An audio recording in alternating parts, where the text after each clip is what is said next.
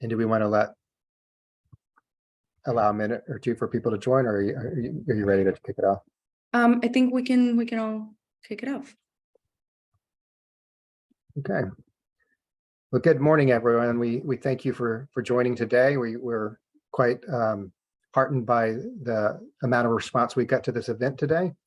I'm David Honer. I'm Vice President at WSP, where I lead our USA governance practice. I'm currently serving as co-chair of SID's Infrastructure and Urban Development Work Group, along with Deepa Karthikeyan, who's the co-founder and director of Athenic Infonomics. It's this group that's hosting this event today. I want to thank you for your patience for some of you who signed up for the in-person format. I managed to get COVID last week and was not able to attend in person, and that reduced the number of panelists that would have been in person to one, and we thought we might as well just go all remote. I want to start today a little bit with my personal connection to Ukraine. I worked in Donetsk in the early 2000s, and so have watched with horror then during the first act of aggression in 2014, as I saw friends and colleagues leave their homes and livelihoods. And then more recently with a full-scale invasion last February that continues to this day. It's during those years that I experienced the remarkable strength of the spirit of Ukrainian people in day-to-day life, and then at the national level, as we were there during the Orange Revolution. And it's this historic spirit, which has been on full display for the whole world to admire this past year as Ukrainians defend their freedom in the most brutal of wars. My early work and development was in Iraq and Afghanistan with some of the US government's rebuilding efforts.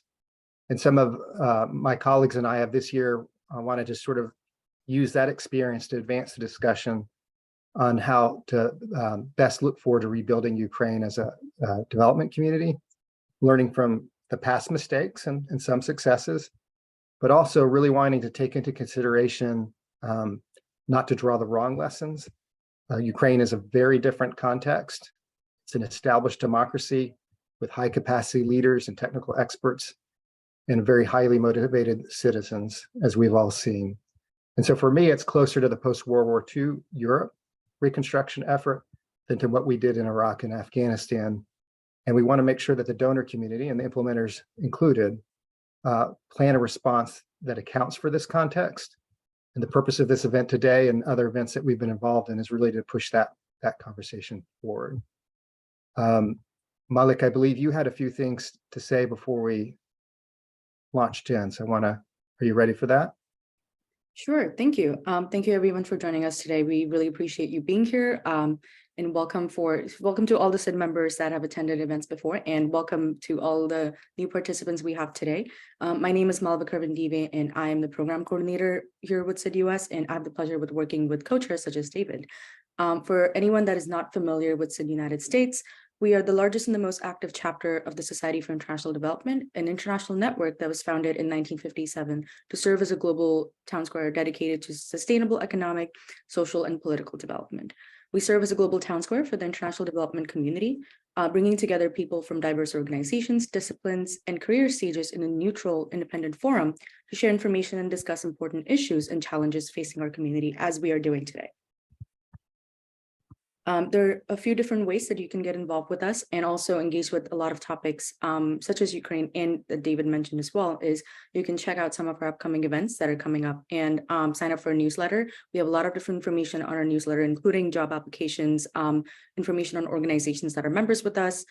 You can join us at our 2023 annual conference on May 24th. You can register currently at sidusconference.org. You can apply to be an intern or volunteer co-chair. There are also other opportunities open that we're going to announce in the summer. And so please stay tuned for what those might be. Just to also keep up with our activities, you can follow us on social media and see what we're up to. A few things to note for today's session. This is a public session, and so it will be recorded and shared through our different networks and social media channels. You can also find this session on our YouTube account. Closed caption is available for anyone that wants to access it and through your own individual personal settings. If you have any questions for our speakers today, we're unfortunately not going to ask anyone to unmute themselves. So if you have any speakers, please post them in the chat box and we can make sure to get the questions to your speakers. I do have to note that because of the interest of time, because we have limited time, we may not be able to get to all questions, but we will try our best. As David introduced himself, he is one of the co-chairs of the Infrastructure and Urban Development Work Group. And with that, David, I will turn it back to you to introduce our speakers for today. Okay, thank you. I'm actually going to introduce the speakers in turn as they come. I'm really excited about the panel we were able to assemble. I think you'll be delighted to kind of hear their perspectives. Before we get to the panel, I wanted to frame this a little bit in terms of the context. Many of this will be known to those listening, but I thought it would be helpful before we dive in to get the context. First, the human toll of what Ukraine's facing. As of now, there's an estimated 10,000 civilians who've lost their lives in this conflict, including close to 500 children and thousands more, of course, injured. And then, of course, there are tens of thousands of brave men and women who, in defending their nation, have been killed or injured in the line of duty. And 13.5 million, close to a third of Ukraine's population, have been displaced by this war within Ukraine and across Europe and beyond, with about 8 million in Europe and beyond, and 5.5 million IDPs within.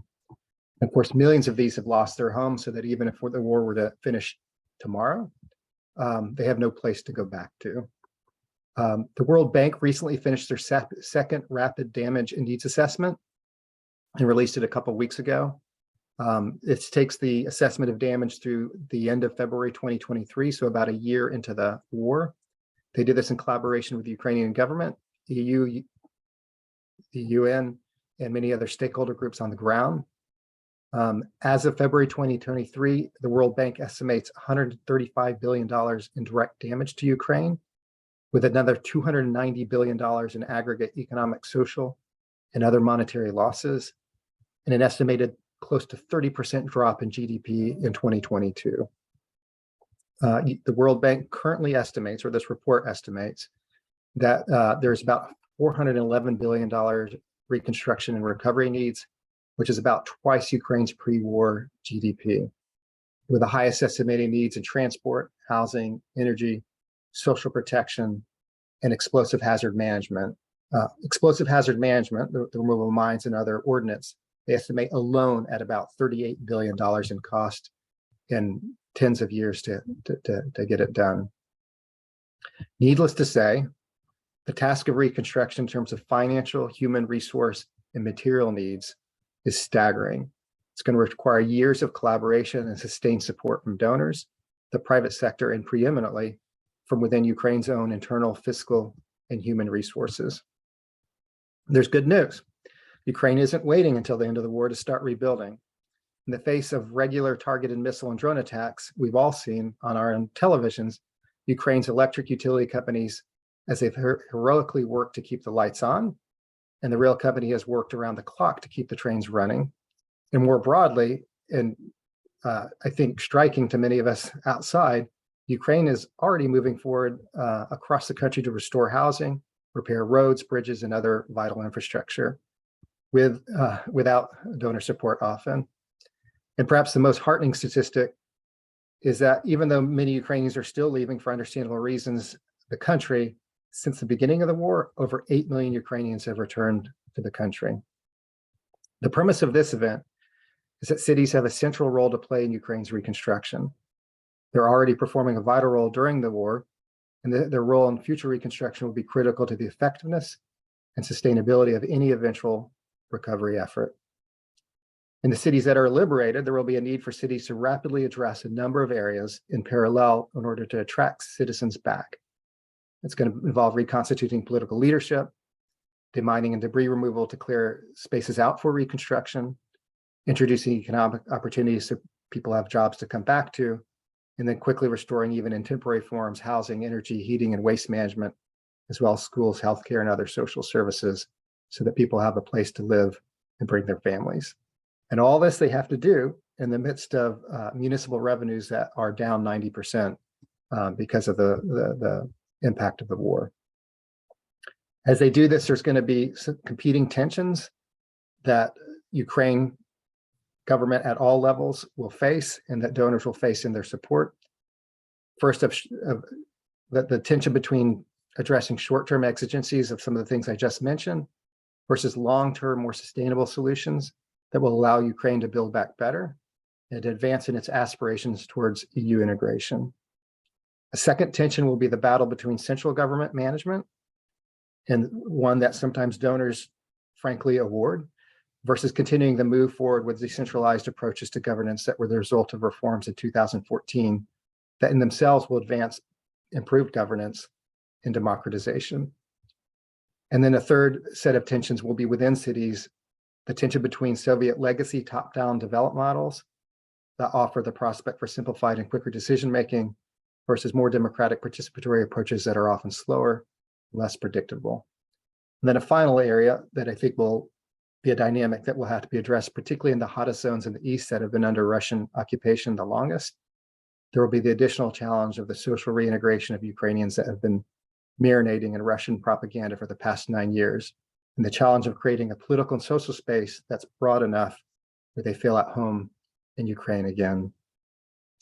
The format for today's session will be, I'll introduce each speaker in turn, for each to give a short introduction to a different aspect of the role of cities in Ukraine's reconstruction. And following that, I will reserve the right to ask the first few questions, and then we'll open it to the floor.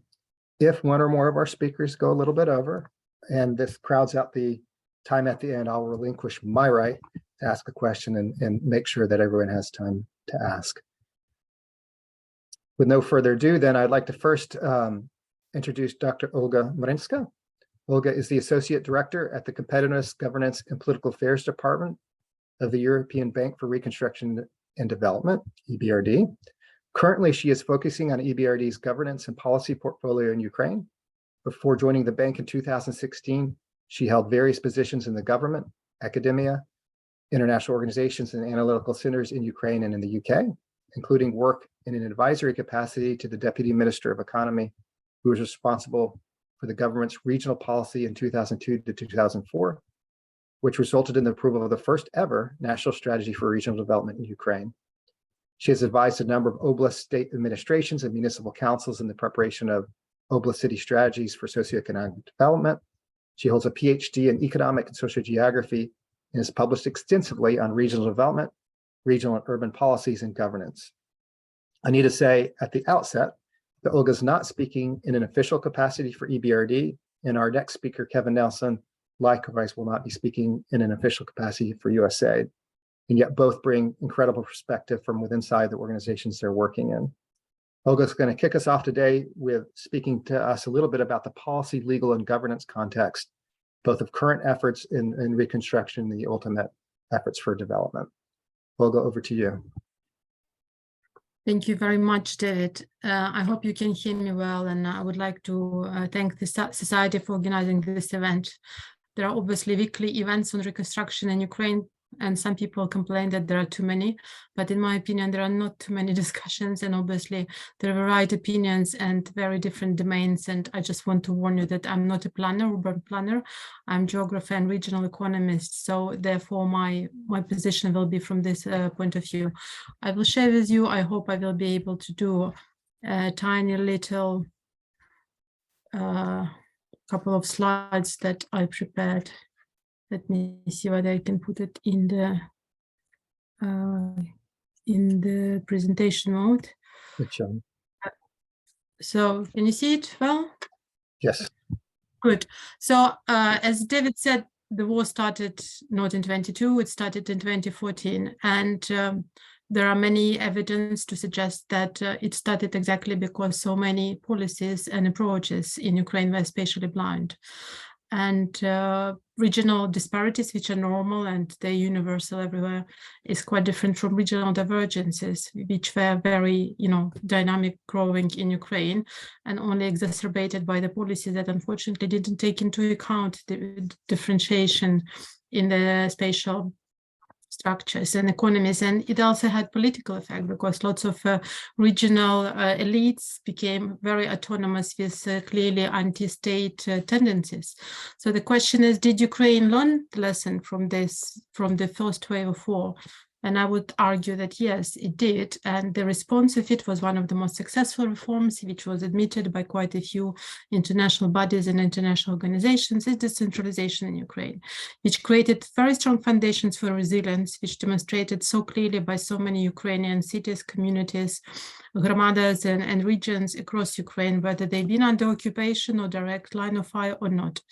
The reform started in 2014. It was finished through pandemic, despite all the challenges in 2021. A range of important legal acts were approved, including on the fundamentals of the state regional policy, on the cooperation of territorial communities, on the reform of the territorial administrative structure and amalgamation of communities, as well as a new updated national strategy for regional policy was approved in 2021. The consequent changes were made to the budget code, which allowed much more fiscal decentralization to the local authorities, not only cities, because cities were always in a way in a privileged position, but it means that more flexibility in territorial administration organization allowed cities to unite with their surrounding territories, which created much more solid economic base. It had a very good consequences financial-wise. The own budgets of the local communities, including investment budgets, increased, almost tenfold. The cumulative growth of the own incomes increased by about 6 billion euros in 2014-2019. The share of subnational budgets in the overall budget of Ukraine reached 7.3% in 21, which is significantly above OECD, your average OECD countries, if you look at the statistics.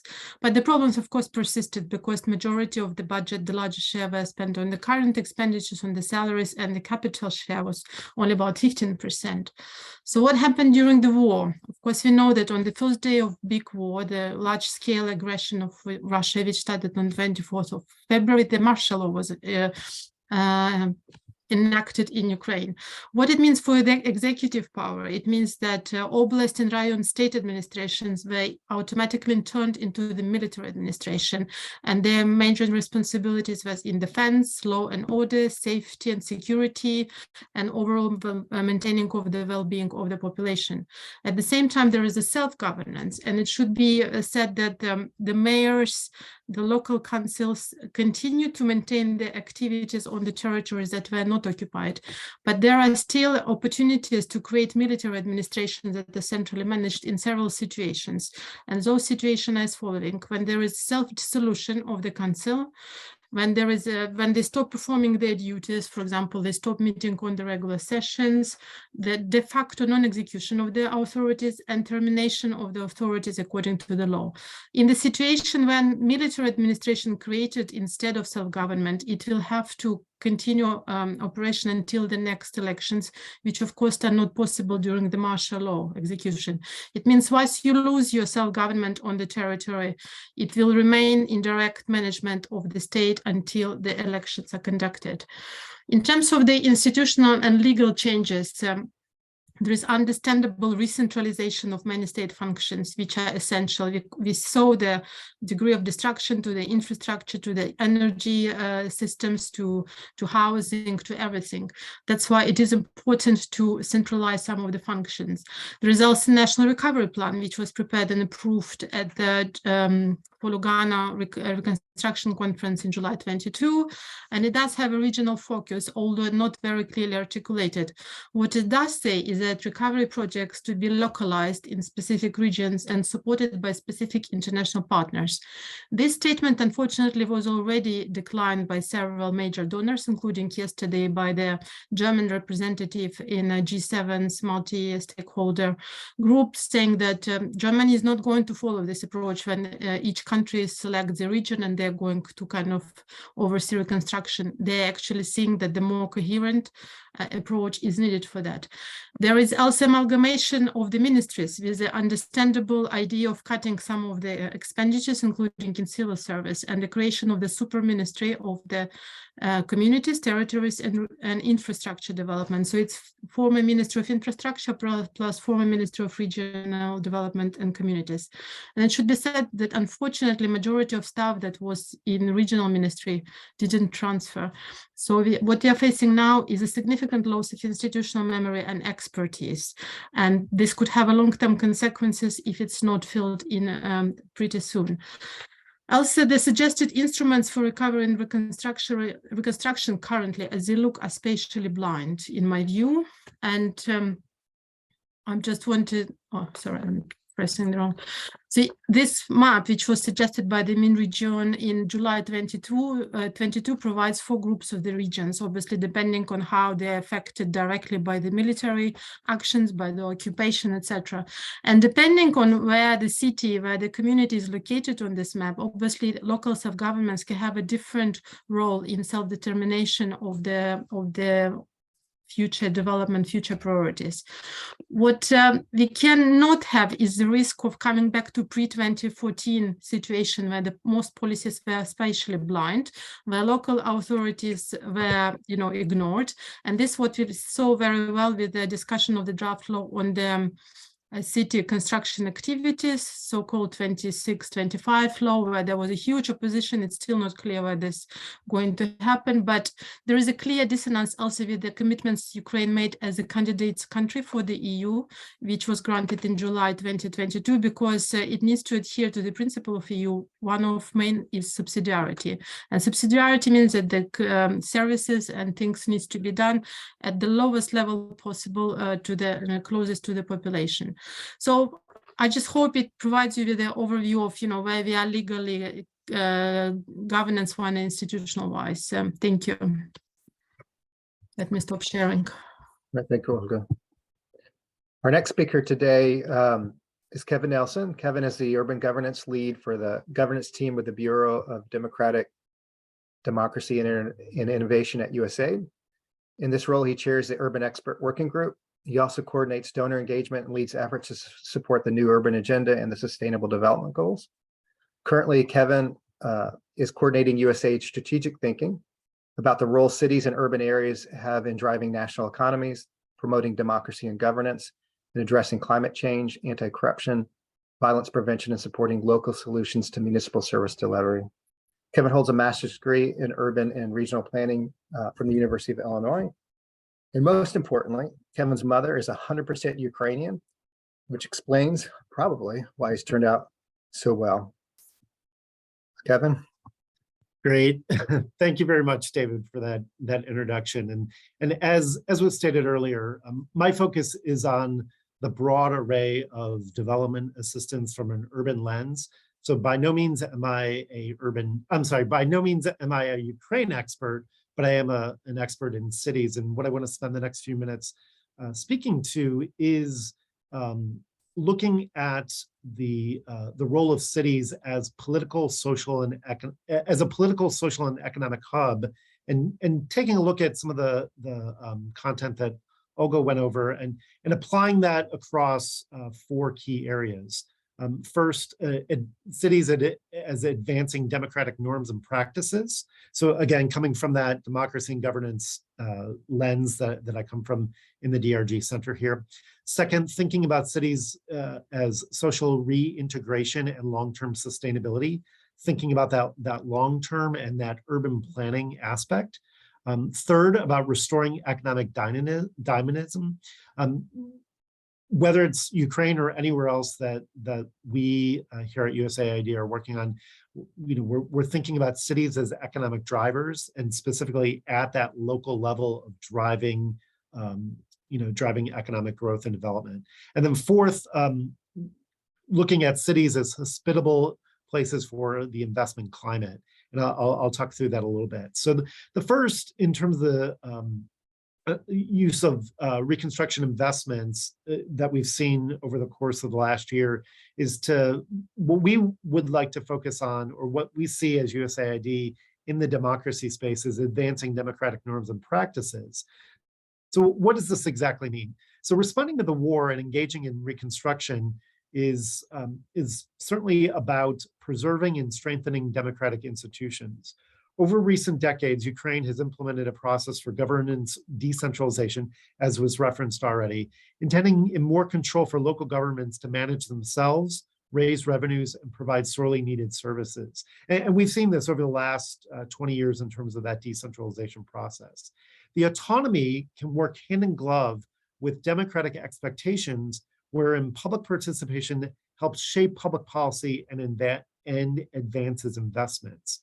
So through these efforts, this is key to build upon 4 sub-efforts or 4 sub-elements within this focus on democracy. So looking at democratic governance, rapid economic recovery, thinking about the role of the energy sector and security of that, and modernizing and improving health services, which I know other speakers will speak to these points, but I think it's important to unpack a little bit of that in terms of why not only we at USAID, but also Ukraine, as well as the global community, is realizing the importance of advancing democratic institutions and democratic apparatus within within the response of this conflict and of this war. So democratic governance includes continued reforms on anti-corruption and decentralization, with a particular focus on strengthening regional and municipal governments. Rapid economic recovery and a sustainable EU-oriented rebound, including through a focus of rapid restoration of livelihoods through the support of small and medium enterprises. And we know that this will be or should be the backbone of Ukraine's economy and their success at restoration.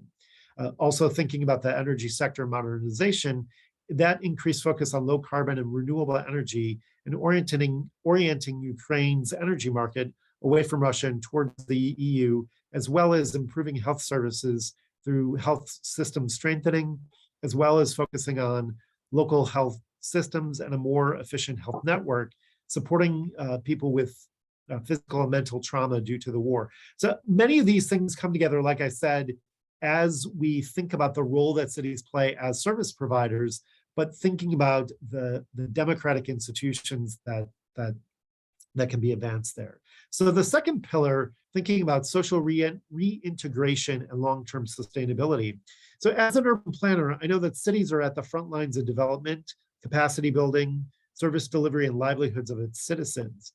Without critical infrastructure and services like running water and electricity, residents cannot forge a prosperous society. Last year, the National Council for the Reconstruction of Ukraine was established with a specific work group on urban planning. So that was establishing the forefront that not only is the short-term results necessary, obviously, we need to rebuild, but also focusing on a more longer term, whether it be 5, 10, 15 years out, in terms of that long-term urban planning and the integration of not only those services, but the rebuilding of the economy as well. With that focus as well on housing provision and meeting urgent needs, we know that a comprehensive and long-term solution demands that the recovery and rebuilding of society includes all stakeholders within this process. This focus on public participation, whether it be in sector mapping or service integration, is critical for that long-term success. And USAID is working specifically with the global development community in not only restoring these needed services up front, but rebuilding cities comprehensively and sustainably. It is important to recognize and work with the on-the-ground urban planning expertise who are in Ukraine and have the skills and the technical knowledge to lead these comprehensive planning efforts that imagine a vision of redevelopment for decades to come. So whether it's AID or UN Habitat or other donors or other entities within the development space, we know that that technical knowledge, specifically from an urban planning standpoint, exists within country. So Ukrainians have taken that first step in investing in the future by focusing on those sector plans. But we want to showcase that more attention needs to be given to those tools. The third pillar is specifically about the use of reconstruction to restore economic dynamism and to generate jobs. Cities across the world are economic drivers. They spur development, account for resource allocation and wealth building. They're continually increasing the role and the importance on the global stage, particularly related to subnational governance and diplomacy. as mentioned earlier, Ukrainian cities are poised through redevelopment to become those economic engines of redevelopment that we look for them to be. Building tax bases through locally led development and expertise will feed those resources into local budgets and recovery efforts beyond the influx of capital that's coming in now through short-term recovery. However, with any redevelopment effort, there are and will be those directed funds. And the key will be to direct those funds to subnational efforts of capacity building or capital for stabilization and economic development efforts to spur local economies through job and industry expansion. So for example, the World Bank has established the Ukraine Relief, Recovery, Reconstruction, and Reform Trust, lots of R's in that. That fund, it focuses on resources to address those key essential services, but also funding and resource allocation to include that long-term developed funding so that small and medium businesses can thrive and take advantage of capital that is being expended in the country. So in other words, fiscal investment needs to be more than just establishing services in the short term, which everyone would agree is essential, but then looking at those long-term and institutionalized solutions. And fourth, thinking about creating the hospitable investment climate.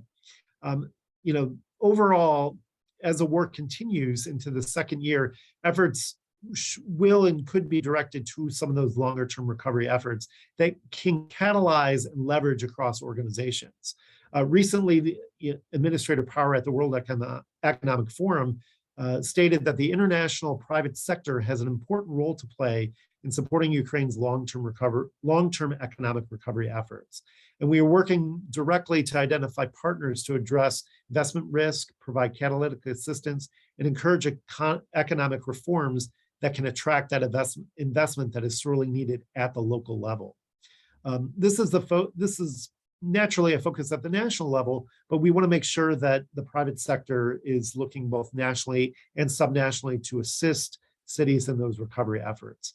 So at the local or municipal level, that short-term rebuilding will be coordinated to uphold the social contract that will get residents the services that they need, but then also create the opportunities for the over 100 cities that we are currently working with, as well as many other global partners, to create those long-term plans that not only focus on the built environment, but focus on those opportunities for investment that focus on outcomes of democratic, social, environmental, economic, and public health. So with that, I look forward to the continued support of Ukraine's cities within this recovery and the remainder of this conversation. Thank you, and back to you, David. Thank you, Kevin. That was great. Our third speaker today is Dr. Peter Ogg. Peter is the Managing Director of ICMA Europe, the EU-MEA regional branch of ICMA. Prior to heading ICMA Europe, he served as city manager of 6 municipalities in Slovakia, ranging from 1,500 to over 500 over an 18-year period. I believe one of those was Bratislava, the capital, right, Peter? He served as the president of the Slovak City Managers Association and as international vice president of ICMA. Peter's recognized as an international expert on decentralization and local government management. He devoted his doctorate studies to municipal entrepreneurship at the Faculty of European Studies and Regional Development at the Slovak University of Agriculture. And in his capacity, I should say, he has intimate sort of working relationships with the 3 municipal associations within Ukraine. And I believe, Peter, you traveled into Ukraine the first couple of weeks of the war and have been back since. So he brings a wealth of perspective here. Peter? Well, thank you, David. And first of all, thanks to the Society for International Development for making all of this possible and having this discussion. I agree with the fact that already was said by Olga, that there's so many of these different channels of cooperation, but there's always not enough. So thank you very much. I'll try to share my screen here very quickly.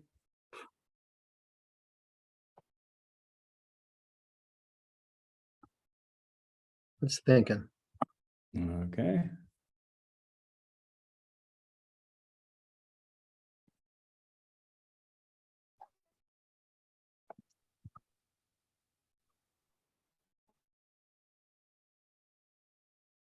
Now it should work.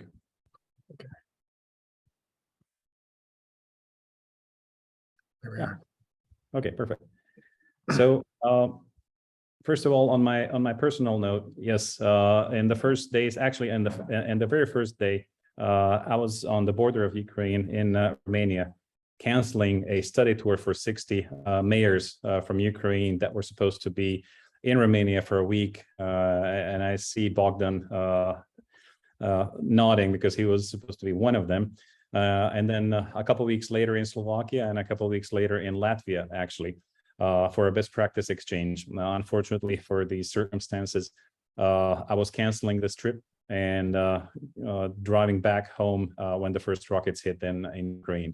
So I was actually on the call with some of my colleagues within Ukraine, and you could actually hear the explosions in the back of the calls.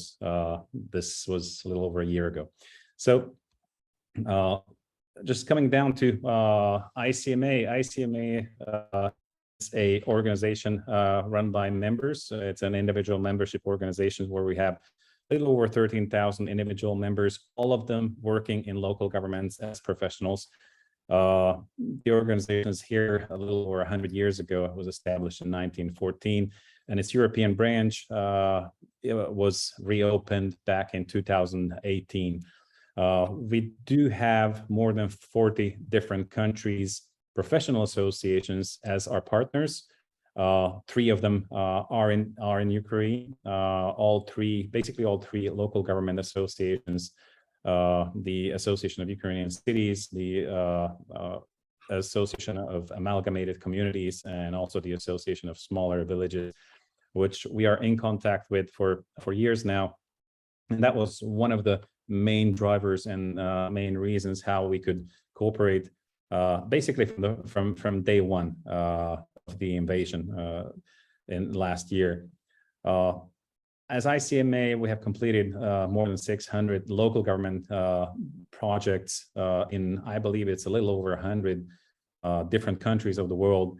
And what I would like to showcase is ICMA's civil links, which started way back in '97 with the help of USAID in different countries, and ever since then we have set up city links, which is basically something like sister cities, municipalities to municipalities in different countries,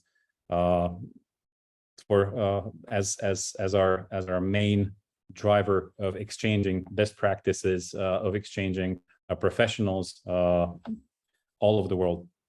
I would like to show you that even in Ukraine, the local governments, be big or small, are capable of receiving any funding or any autonomy much more than they are able to do it right now. Our friends, our colleagues from the Center for Public Administration Research for Europe, which is based in Vienna, gave us this index from 2015 to 2020. Of course, this is all pre-war. This is before it all started.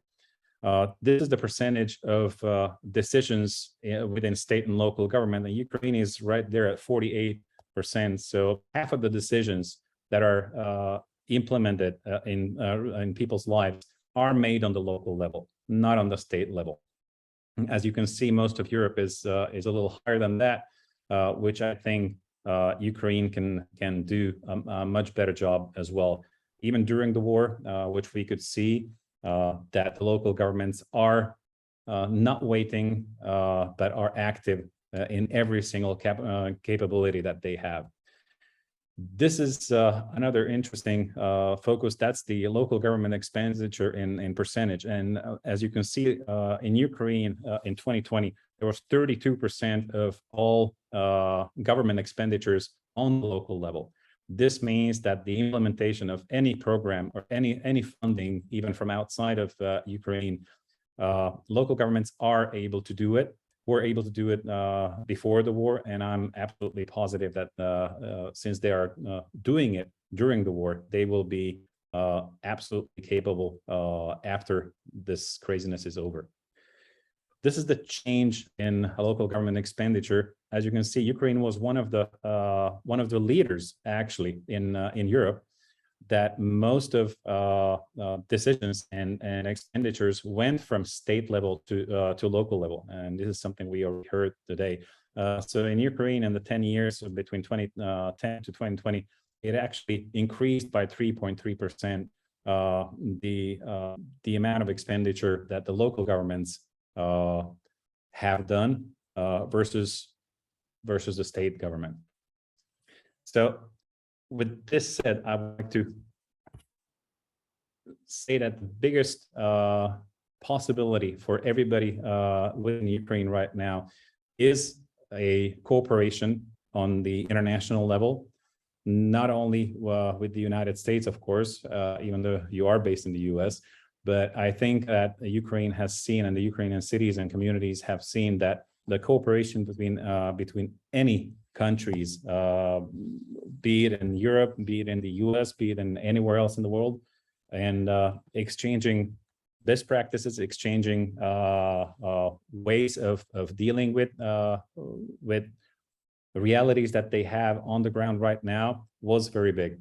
I can showcase maybe two that I facilitated. One was with the city of Bergamo, Italy, which you might have heard back in 2020 during COVID. It was one of the worst hit city, Europe-wide at least. So they faced new realities, and the resilience that they had to go through was something that was never planned. It was in the resiliency plan, it was pretty much the same as Ukraine did last year in February. And just by linking the Association of City Managers of Italy to a regional association in the Ukraine, to the Vinnytsia Regional Association, and exchanging practices that worked in the states that they were never planned, was one of the key reasons. Also, I'm very glad that Bogdan is here with us, because he's an example of an exchange between a city in Belgium, I believe it was Bruges, and his city, that just because of the connections through ICMA and the network that we have all over Europe, he was able to provide services in his own, not only community, but I believe in the whole region. I would leave it up to him to describe it in more detail.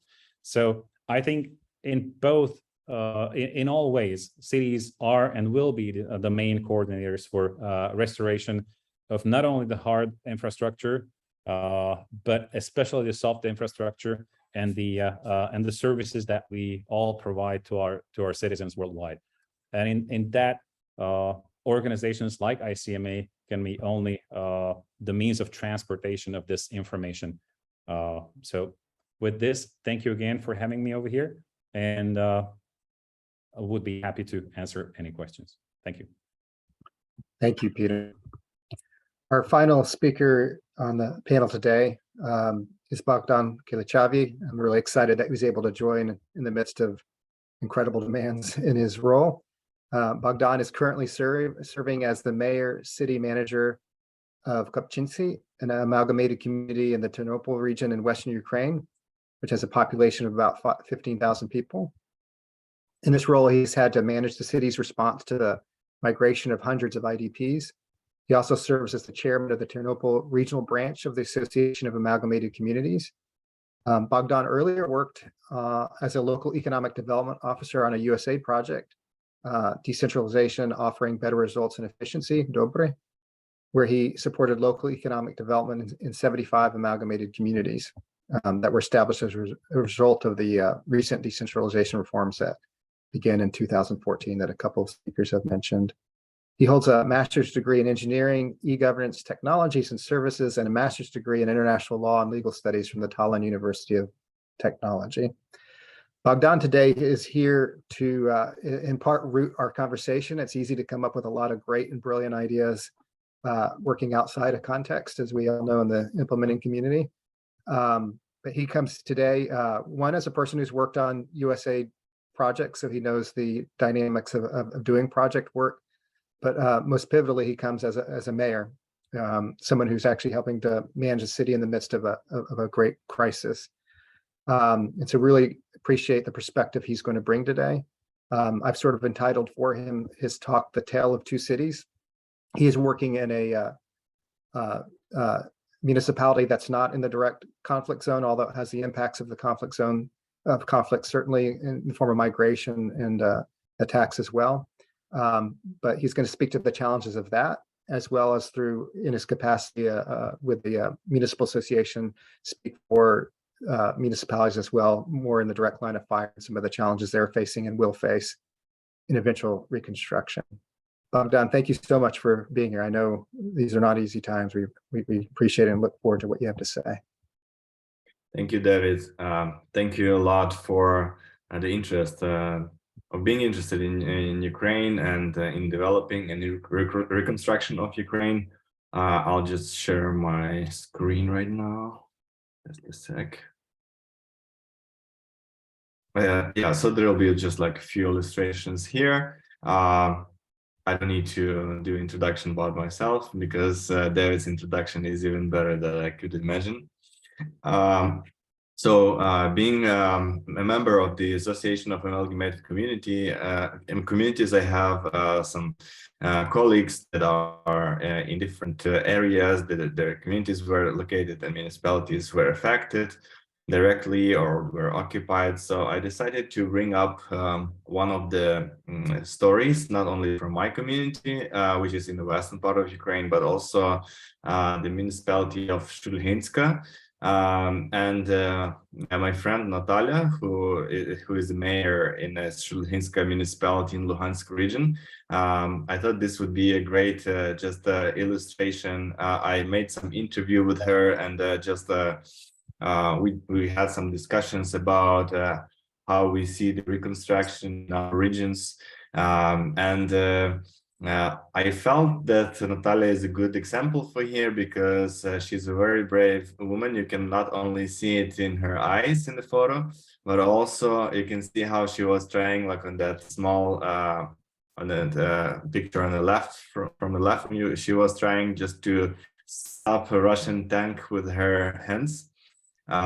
So she was risking her life, and it's just like she was feeling that a lot of work that she's and her team was doing was destroying. And later on, and now her municipality is occupied, and she is now living in Kiev.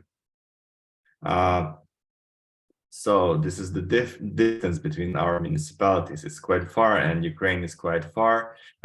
It's almost 800 miles between our municipalities. So yeah, this is the biggest country in Europe.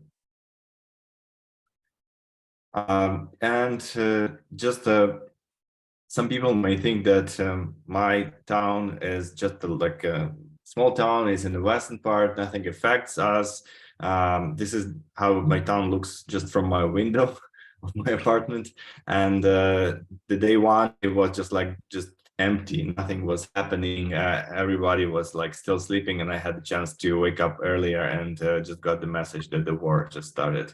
But we also paid our price. This is our people that died already from my town, and most of them, they were just civilians that were just conscripted to the armed forces, and 3 more people are declared missing, so we're not officially stating them as dead, but there's not so many chances that we will get them back. But this is still the price of freedom that we're paying, and we're thanking to all our armed forces that are protecting us, and we are able to keep thinking about our municipality, about our country, and how to continue development of it.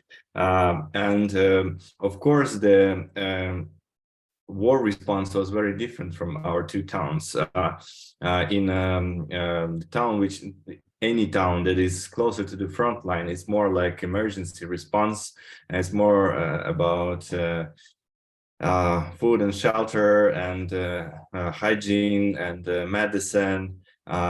It's all about just evacuating civilians from the area and constructing bomb shelters.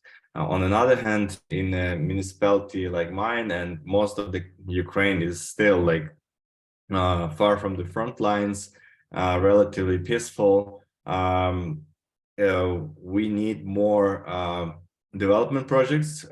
We already hosted more than 1,500 internally displaced people in our municipality, and they live sometimes in the resident areas, they live in shelters, and we're trying to welcome all IDPs, all people that were affected by war, and become our citizens, because it's important that we try to get people here locally and make them stay locally and provide them with other needs. So for us, it's mostly like construction of shelters, relocating of businesses. We recently relocated a factory from Kharkiv region that is producing furniture for schools and kindergartens. It was like one of the leading company in our country before the war, before the full-scale invasion started. It's about improvement of our educational services, about our healthcare services. Communities and municipalities like ours really needs to be more resilient and build on the capacity, so we still can continue our development. We can still use some of the resources that we have to support our humanitarian needs, internally displaced people, and also our world effort, because still about more than 200 our local residents are now at war. And of course, we need to support them, to support their families, and just to fulfill their needs, whatever they need there. And the volunteering movement is very big here as well. But there are also some responses that are very important, like, and will be quite similar for any municipality in Ukraine. And this is coming if we are speaking about international development. Sometimes I feel like international development organizations are a little bit like too late, just like 2 steps behind the need. And what we need to anticipate is that soon we'll get many people, many veterans that will be in our new vulnerable group of people, and we will need to develop more psychosocial support programs. We need to build more integration programs, more rehabilitation programs, and this will be the issue for everybody and for any town and any municipality in Ukraine. So this is something that is common for us. We were also discussing about the occupation. Because yes, there is this materialistic part of it, like how can we reconstruct, how can we rebuild, but also we have to deal with the local population, with the local people that were affected by war during the occupation. And Natalia, who is the mayor from Shulhinska, she was really against new elections right after the occupation. Even though she's elected mayor, she said that this is, and we actually both agreed on that, that this is still the Russian propaganda is working, and it's still not a good idea to do the elections. And we both agreed that one of the solutions could be to build as many steering committees as possible to rebuild some of the processes of decision making as transparent as possible, but still have the control from the central government of the occupied areas. And one of the more like strategic aspects of our early development is that it was mentioned by Olga at the beginning, that Ukraine is officially now a candidate to the European Union, and it's really important when we're thinking about rebuilding Ukraine, not just to rebuild it as it was before, but to rebuild it to the European standards. One of the biggest, even my personal fears, is that when everything is over, we are and we feel the support of our allies, but our country will be like very difficult and very hard to change, and we'll be like an outsider that everybody would be so pity to, you know, like partner with us. And we think that just having this war momentum is a good time for reforms, and it's a good time for just adjusting all the services that we can provide by the municipal level, by the state level, and just make them, we can say, better, or we can say more integrated with the European standards and with the European requirements. So when we try, so sometimes it's not just like we don't need to wait for the missile to strike the building to rebuild it.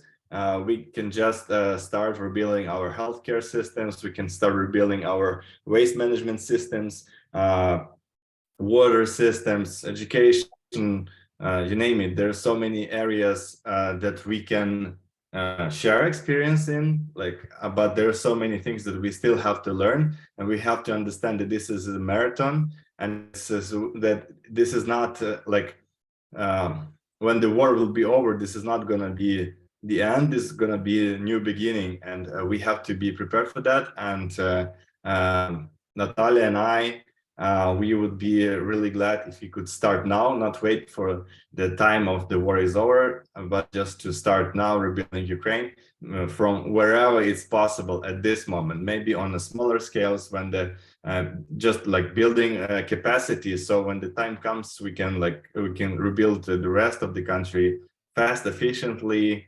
and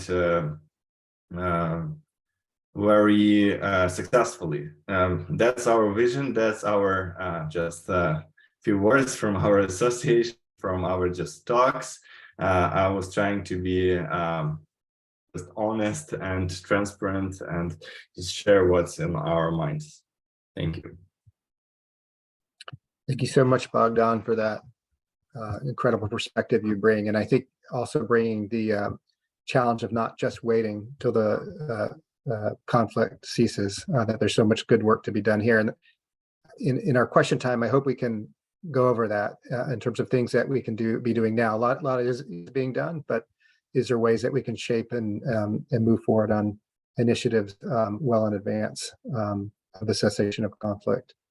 We're going to turn to some questions now. I'm going to cut my questions a little bit shorter to give the audience a chance to ask. I'll kick off with one question and wait, and then look at the chat box where you can ask your questions and pick from those as they go.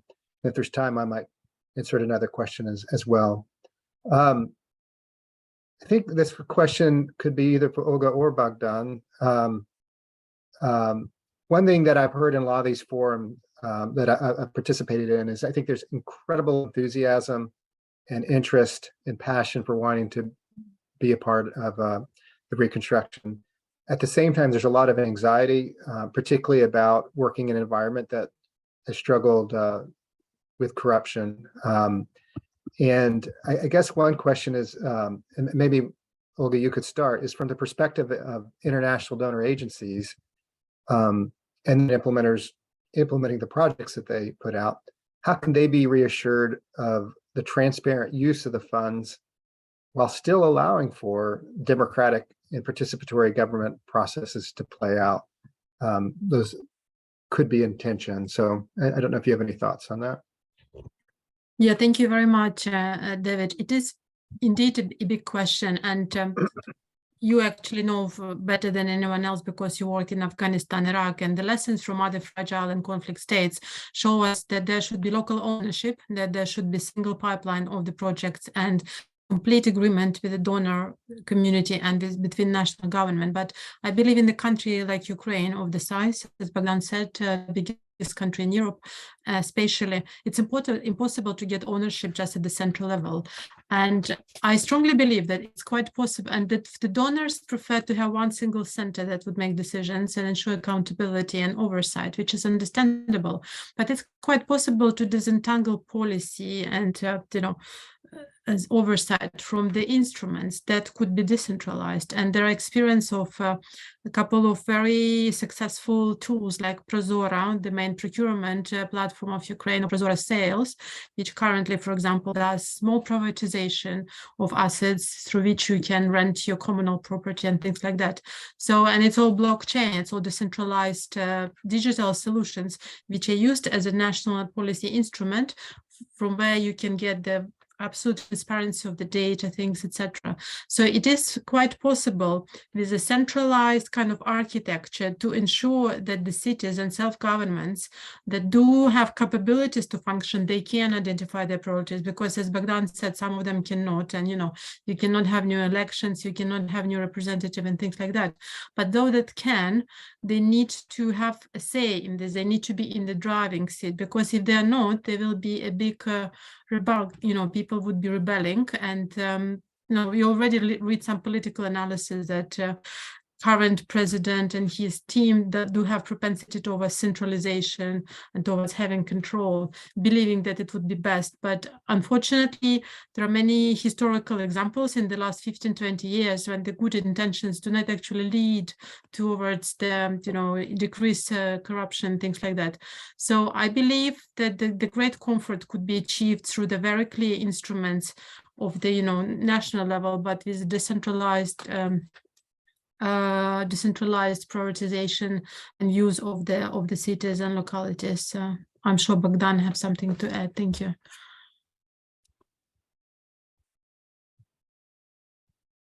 Oh yeah, I can add a little bit. But I just totally agree with what Oil has said.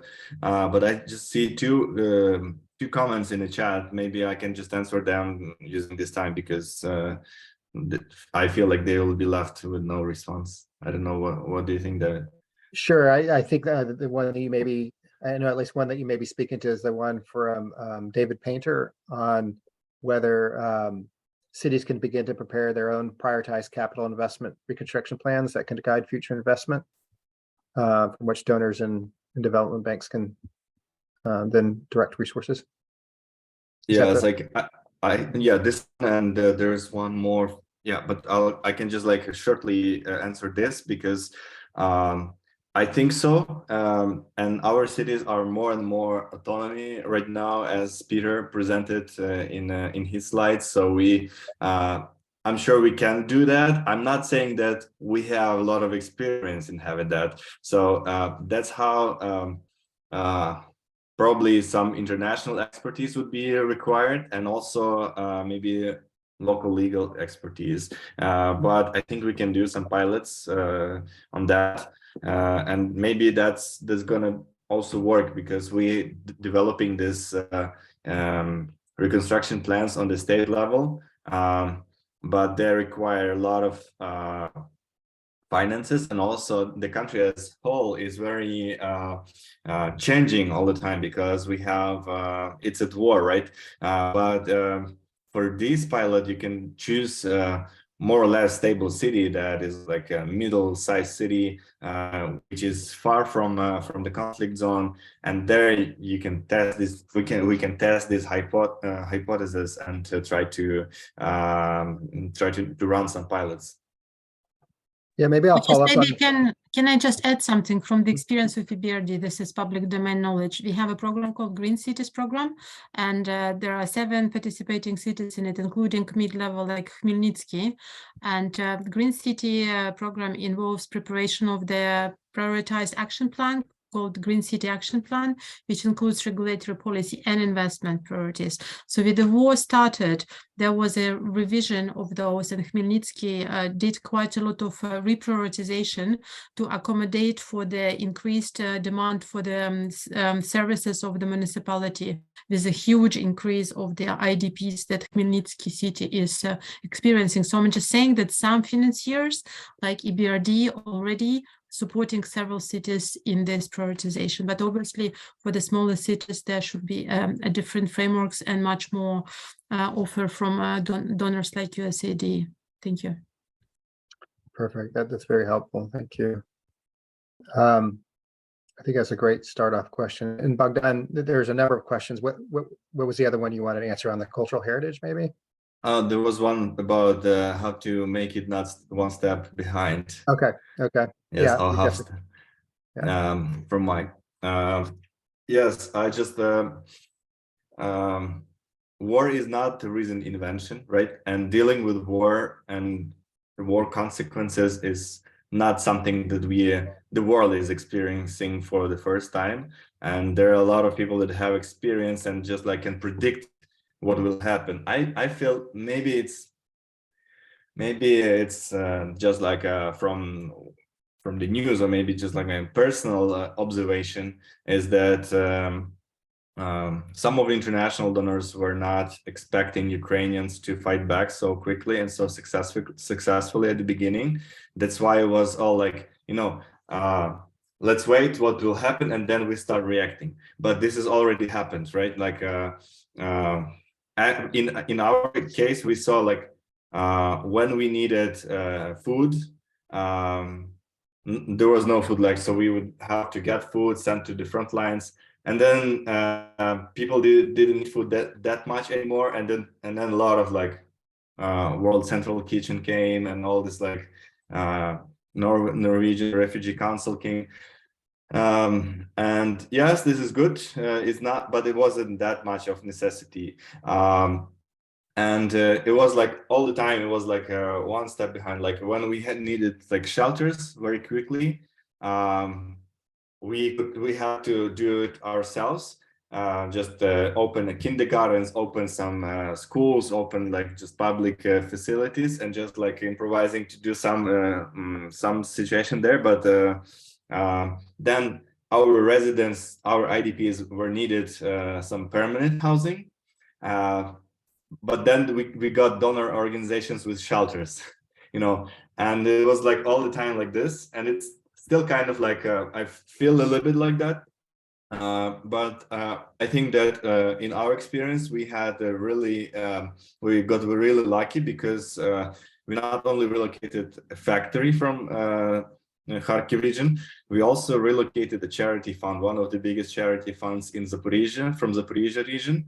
And 9 years ago, Zaporizhia became like a hub for IDPs from Donbas region when Russia started the war in Donbas in 2014. And they experienced all this like a cycle, but just in a smaller scale. And they told us right away, like, hey, shelters are not going to work. These modular towns will not, that you think that will be temporary, will never be temporary. It's going to turn into ghetto, and it's going to make troubles to the town. So using that experience, we started trying to convince some of our donors, some of like our people that help fundraising.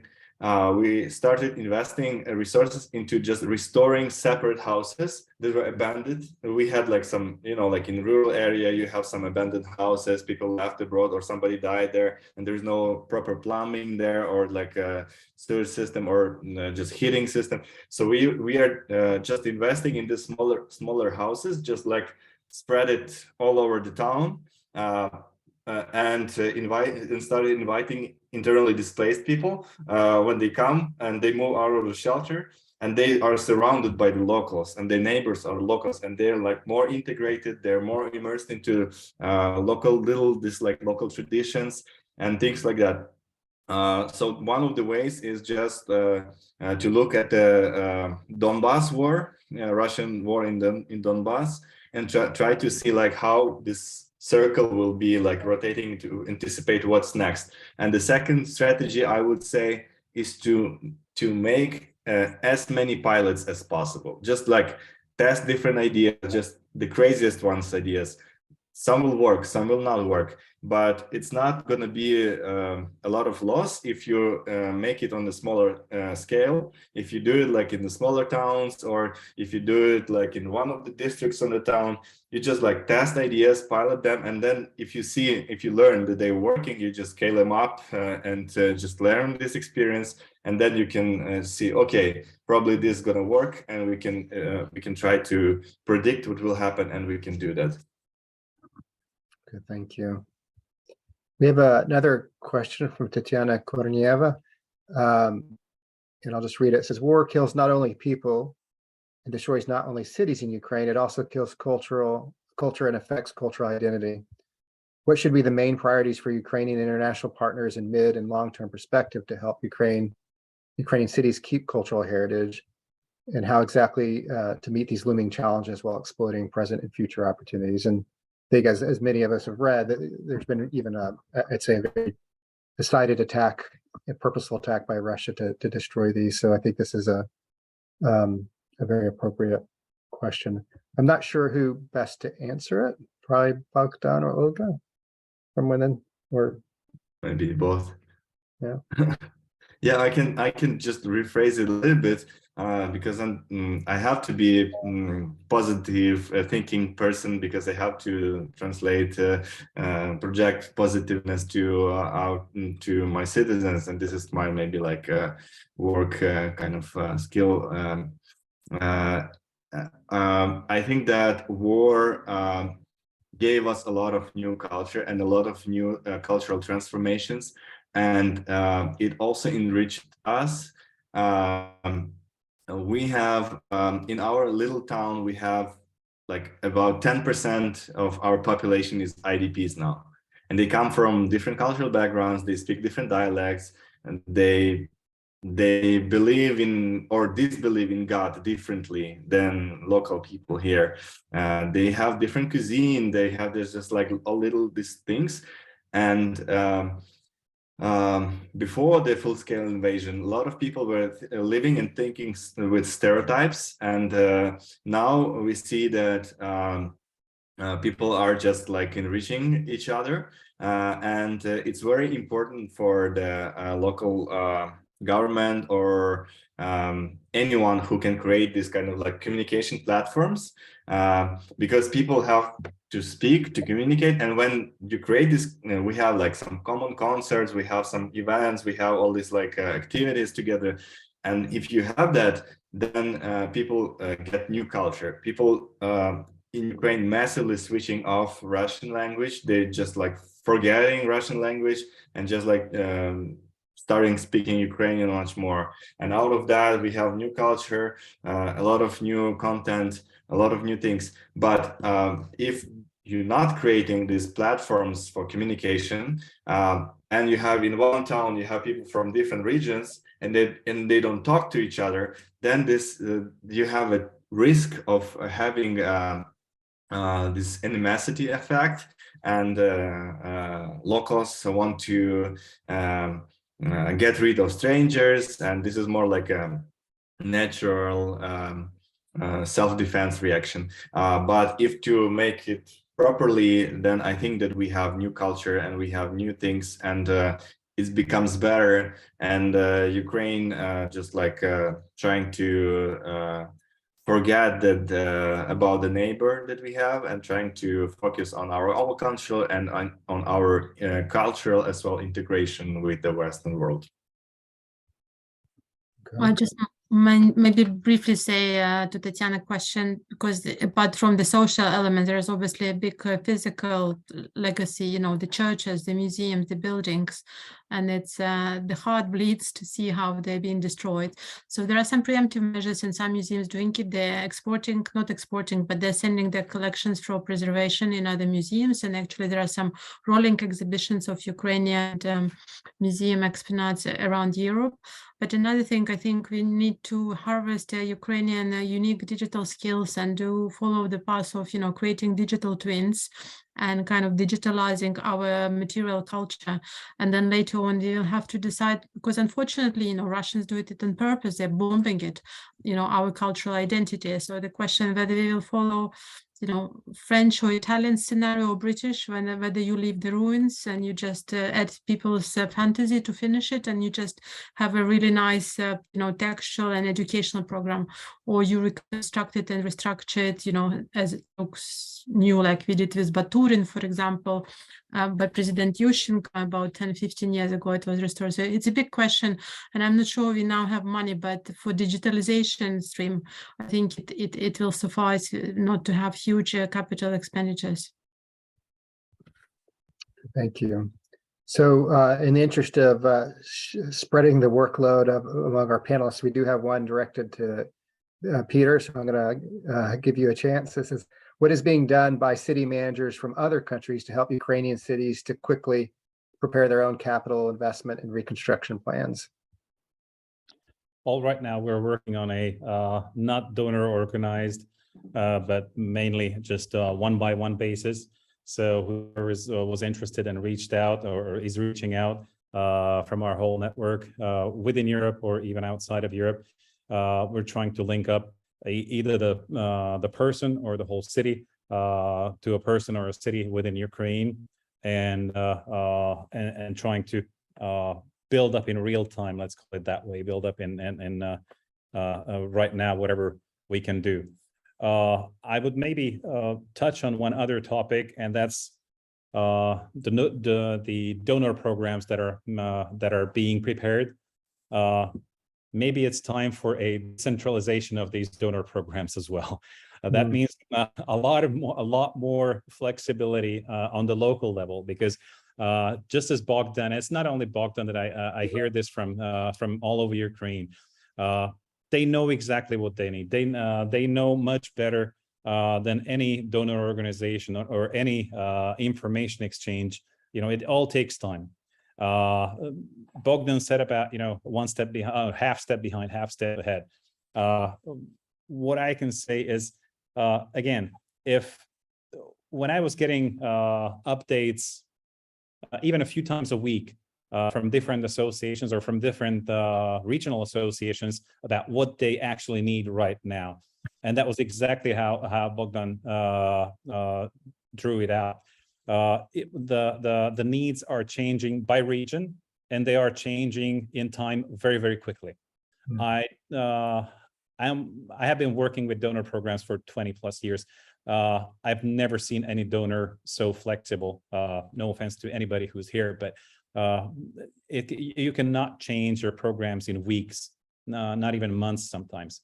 So I can see this as implemented in many other parts of the world as well. But now we're talking about Ukraine, and that situation is changing sometimes by the week.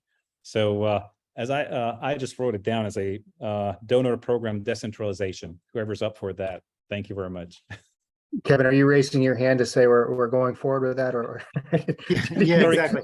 No, I just wanted to add just a quick comment to Peter's remarks, but then I think there is kind of a through line, across many of these questions, just in terms of the coordination and speaking from the perch that I have here at AID. I mean, part of the reason of being part of this panel was to really kind of put forth this effort in, kind of directing some of this back internally in terms of what do we need to do, not only as, a large donor, but then also the role that we play, working to coordinate, many of these efforts.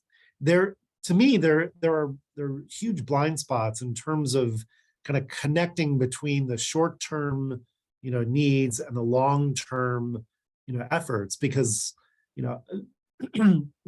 donor funding is usually not very flexible until it absolutely needs to be. And certainly in this case, it has been with regard to, addressing whether it's energy or housing or food, as Morgan was saying.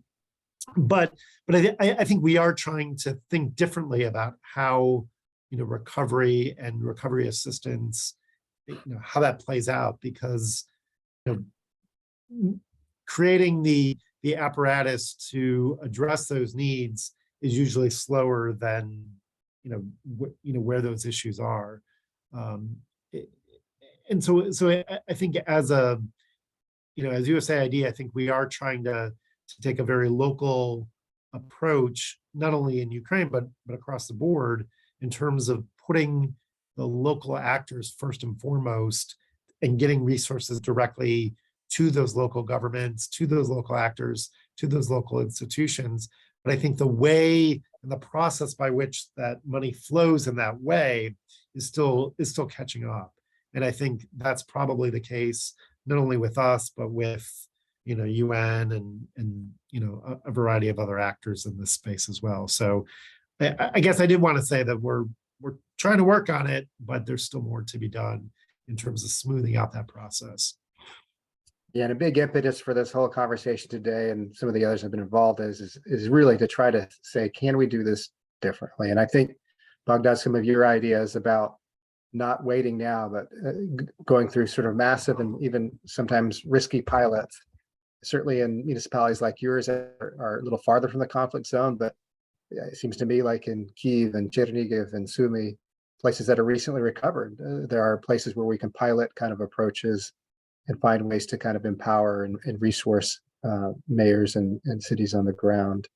We probably have time for one more quick question. I think there was one earlier on about donors navigating the political dynamics between, I think, Olga, you addressed this in part, between what we've often seen in conflict zones of the central government wanting to maintain control and even give you prior authority before you're working with local communities. I think the decentralization framework in theory should lessen that pressure, but what do you foresee of how we navigate the tension between the central government desire to control and yet really needing to get resources down stream to the municipalities and cities?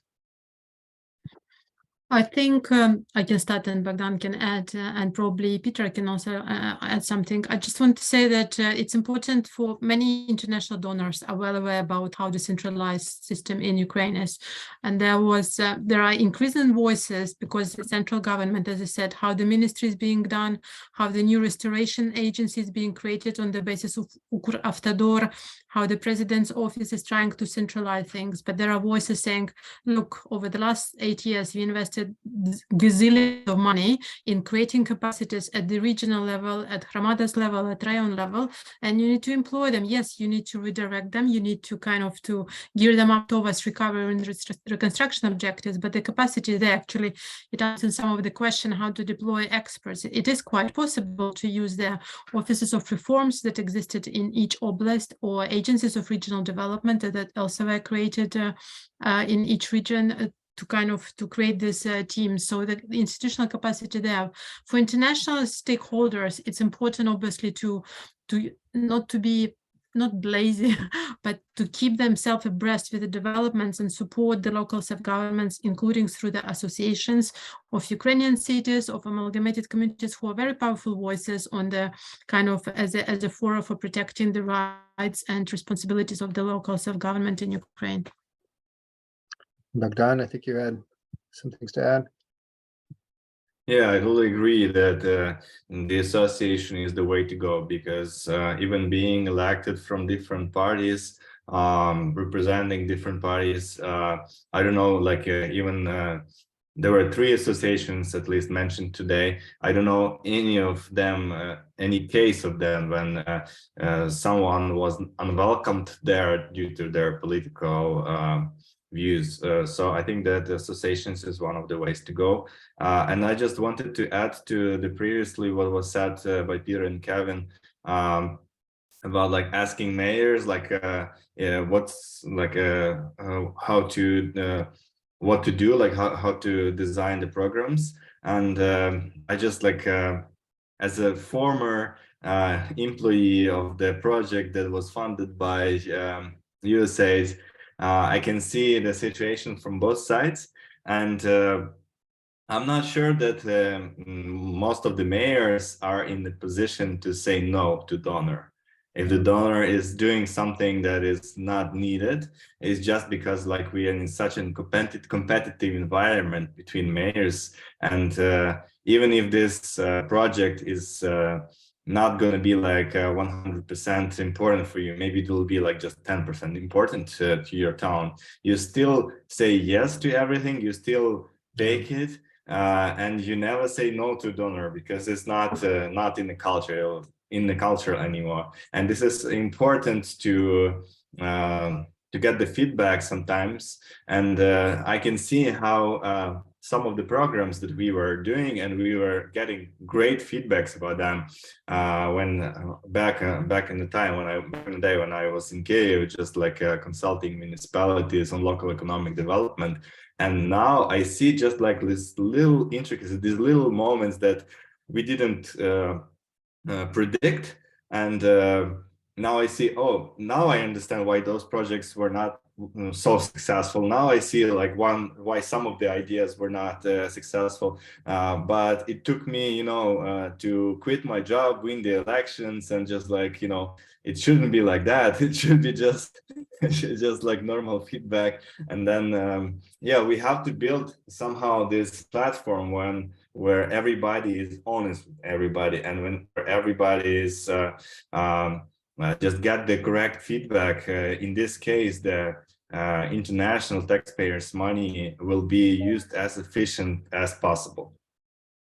Yeah, thank you. So we have about 3 minutes left where we need to wrap some things up. Peter, I see your hand up. I don't know if you have something to say. I think if you can say it briefly, then I probably need to do some concluding remarks. Yeah, I was going to say that Bogdan is absolutely right. It's not only about Ukraine, but everywhere else. Cities do programs just for 10 or 20 or 50% of whatever they need. But I was going to make sure that exactly what he mentioned are these networks of professionals. I've never seen it anywhere else in the world that would be politically or somehow in other ways divided. So I think the right way to do for donors are the professional networks. And getting information both ways is much easier and much quicker.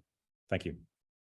Great. Well, thank you all. And I think we could go on for another couple of hours and still not exhaust this topic.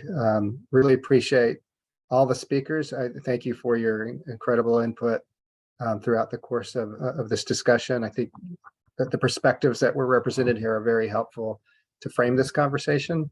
I think there's a lot of work to be done. I think what I'm hearing here in the earlier conversations is just this really zeal and desire to kind of see this done differently, and really figuring out what are the mechanisms in terms of the donor community could use to kind of make sure we do this in a way that's responsive truly to the needs on the ground. And this conversation hasn't diminished my interest and thought that the cities really have to be at the forefront of development. A few wrap-up remarks. One, I want to bring people's attention to one initiative under the American Planning Association. Tim Van Epp, I believe, is here, as well as a few other from the Ukraine Rebuilding Action Group that they've started out of the APA. And they're doing a lot of really just interesting initiatives as planners. I joined their meetings as a non-planner just to observe and see all the good things they're doing. They've created a public participation handbook. They're doing a Mariupol rebuilding plan, a Mykolaiv Oblast cleanup plan, and a number of other initiatives. So there's Tim, got his hand face in front of him. Yes. So I would urge anyone who's from that background to look at getting involved with that. After this meeting, I think there will be a recording and notes sent out to anyone who participated, and I'll make sure to share with Sid some contact information to Tim for anyone interested. This is a concrete way to kind of get involved. It's volunteer at this point, although I think Tim has interest of making it otherwise eventually. So that's one initiative. And certainly would welcome ongoing conversations with any of you that are interested in this topic myself, because I think this is one that I'd like to continue to push. I want to thank SID for all the work they did to make this possible. Thank you from Catherine Rafelson on down. In particular, I want to give my thanks to Malika Randeve, who has kind of spearheaded the whole coordination of this event, has put up with my endless and questions, and also for the support of Pebbles and SID interns Nadrat, Natasha, and Chelsea. In the chat box, I believe should be a survey that they would love you to answer in. And if you don't now, you're going to get some emails. So please do. This will help us put on better events in the future. And we just want to thank you for joining today. We know people are busy. I'm really touched that so many people came and expressed interest. It continues to show the interest that I think our nation as a whole has shown for this particularly sort of wrenching conflict overseas. So we'll continue to move forward and thank you and release you to the rest of your days, and Slava Ukraina as they continue to fight for their freedom. Героям слава. Yeah. Thank you. Thank you very much. Thank you. Bye. Bye-bye. Thank you. Thank you. Appreciate it.